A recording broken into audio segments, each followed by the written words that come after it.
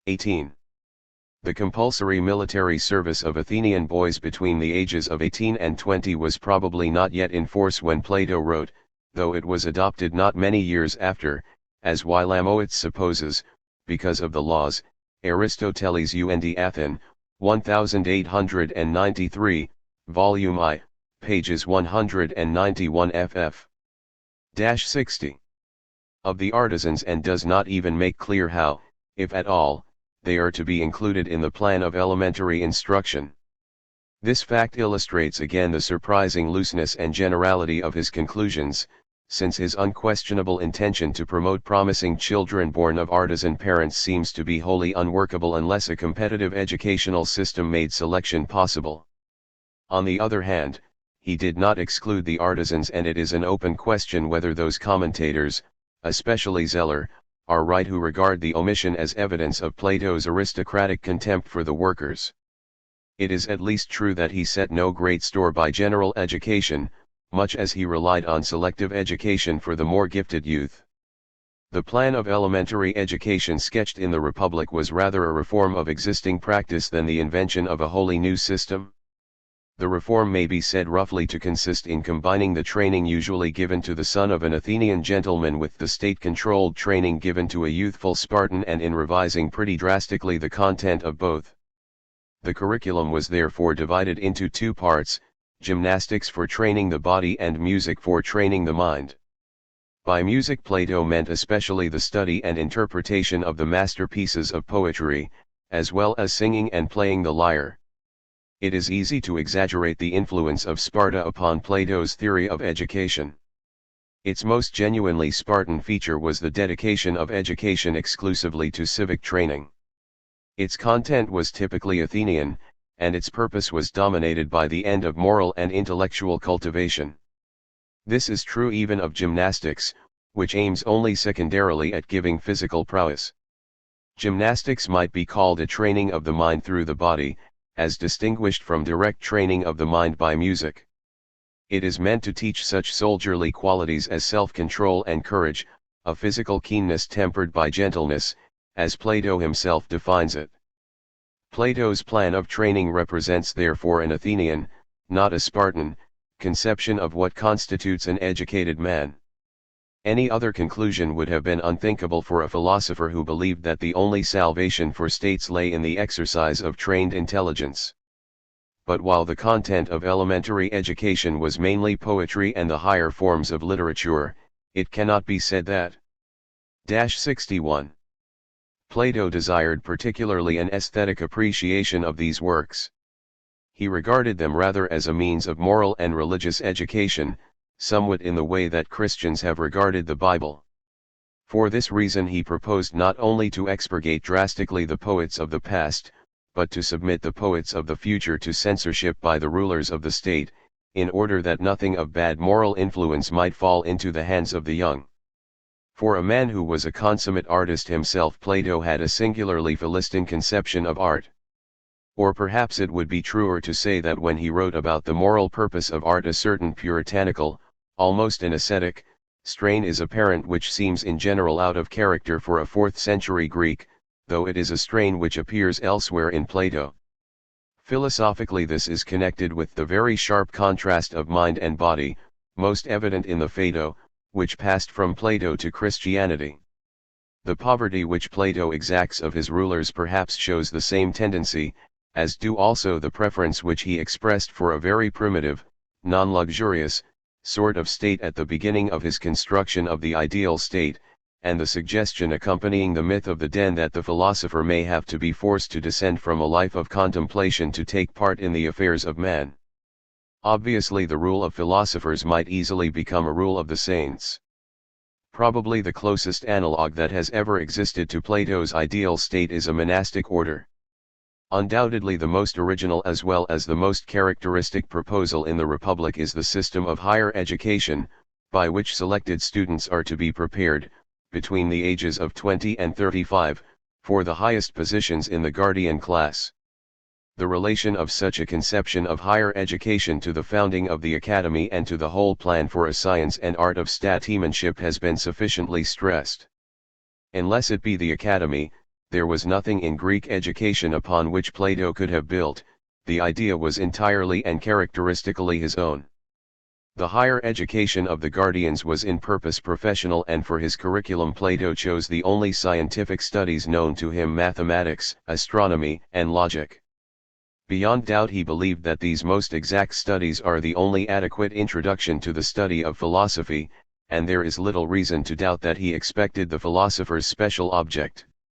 62. Of study the idea of the good to yield results of comparable precision and exactness.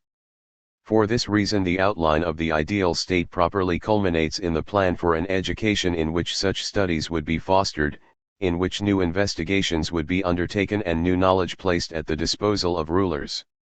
In order to appreciate the greatness of such a conception, it is not necessary to believe that Plato was right in hoping for a science of politics as exact as mathematics. It is hardly fair to demand more of him than that he should have tried to follow the lead which, in his own hands and those of his students, was creating in mathematics perhaps the truest monument to human intelligence. The omission of law. Few books that claim to be treatises on politics are so closely reasoned or so well coordinated as the Republic. None perhaps contains a line of thought so bold, so original, or so provocative. It is this quality which has made it a book for all time, from which later ages have drawn the most varied inspiration. For the same reason its greatest importance is general and diffused, rather than the result of specific imitation. The Republic was the greatest of utopias, and the whole tribe of utopian philosophers followed it, but this phase of the book interested Plato so little that he was almost careless in carrying through the details of the plan. The true romance of the Republic is the romance of free intelligence, unbound by custom, untrammeled by human stupidity and self-will, able to direct the forces even of custom and stupidity themselves along the road to a rational life. The Republic is eternally the voice of the scholar, the profession of faith of the intellectual, who sees in knowledge and enlightenment the forces upon which social progress must rely. And indeed, who can say what are the limits of knowledge as a political force, and what society has yet brought to bear upon its problems the full power of trained scientific intelligence? Yet it is impossible to avoid the conclusion that in the Republic Plato, like most intellectuals, simplified his problem beyond what the province of human relations will bear. An enlightened despotism, and Plato is right when he concludes that government by intelligence must be, government by the few cannot be. 63. Merely assumed to be the last word in politics. The presumption that government is purely a matter of scientific knowledge, which the mass of men can resign into the hands of a few highly trained experts, leaves out of account the profound conviction that there are some decisions which a man must make for himself. This is no argument certainly for muddling through in cases where muddling means only the bungling choice of means for recognized ends. But Plato's argument assumes that the choice of ends is exactly comparable with the choice of means for an end already agreed upon, and this appears to be simply not true. His comparison of government to medicine, carried through to its farthest extreme, reduces politics to something that is not politics. For an adult, responsible human being, even though he be something less than a philosopher, is certainly not a sick man who requires nothing but expert care. Among other things he requires the privilege of taking care of himself and of acting responsibly with other like responsible human beings. A principle which reduces political subordination to one type, the relation of those who know to those who do not know, is simpler than the facts. Not the least significant aspect of the Republic is what it omits, namely, law and the influence of public opinion. The omission is perfectly logical, for Plato's argument is unanswerable if his premise is granted. If rulers are qualified merely by their superior knowledge, either the judgment of public opinion upon their acts is irrelevant, or else the pretense of consulting it is a mere piece of political Jesuitry by which the discontent of the masses is held in check. Similarly, it is as foolish to bind the hands of the philosopher king with the rules of law as to force an expert physician to copy his prescription from the recipes in a medical textbook. But in reality the argument begs the question. For it assumes that public opinion is nothing but a muddled representation of what the ruler already knows more clearly, and that law has no meaning other than to give the least bungling rule that will fit an average case. And this is not a description but a caricature. As Aristotle said, the knowledge of a thing in use and by direct experience is different in kind from a scientist's knowledge about it, and presumably it is just this immediate experience of the pressures and burdens of government, of their bearing upon human interests and ends, that public opinion expresses. Pre. 64. Sumably also the law contains not merely an average rule but also an accumulation of the results of applying intelligence to concrete cases and also an ideal of equitable treatment of like cases. At all events the ideal state of the Republic was simply a denial of the political faith of the city-state, with its ideal of free citizenship and its hope that every man, within the limits of his powers, might be made a sharer in the duties and privileges of government. For this ideal was founded on the conviction that there is an ineradicable moral distinction between subjection to the law and subjection to the will of another human being, even though that other be a wise and benevolent despot. The difference is that the first is compatible with a sense of freedom and dignity while the second is not. The sense of his own freedom under the law was precisely the element in the city-state upon which the Greek set the highest moral valuation and which made the difference, to his mind, between a Greek and a barbarian. And this conviction, it must be acknowledged, has passed from the Greeks into the moral ideals of most European governments. It was expressed in the principle that governments derive their just powers from the consent of the governed, and vague as the meaning of consent is, it is hard to imagine that the ideal itself will disappear. For this reason Plato's omission of law from his ideal state cannot be interpreted otherwise than as a failure to perceive a striking moral aspect of the very society which he desired to perfect. At the same time it is clear that Plato could not have included the law as an essential element of the state without reconstructing the whole philosophical framework of which the ideal state is a part. Its omission was not a matter of caprice but a logical consequence of the philosophy itself. For if scientific knowledge has always the superiority to popular opinion which Plato supposes, there is no ground for that respect for law which would make it the sovereign power in the state. Law belongs to the class of convention, it rises through use and wont, it is the product of experience growing slowly from precedent to precedent. A wisdom which arises by rational insight into nature cannot abdicate its claims before the claim of law unless law itself has access to a kind of wisdom different from that which scientific 65 reason possesses. If, then, Plato is wrong in trying to make the state over into an educational institution, if this puts a load upon education which it is not able to bear, the philosophical principles, especially the sharp contrast of nature and convention and of reason and experience, need to be re-examined.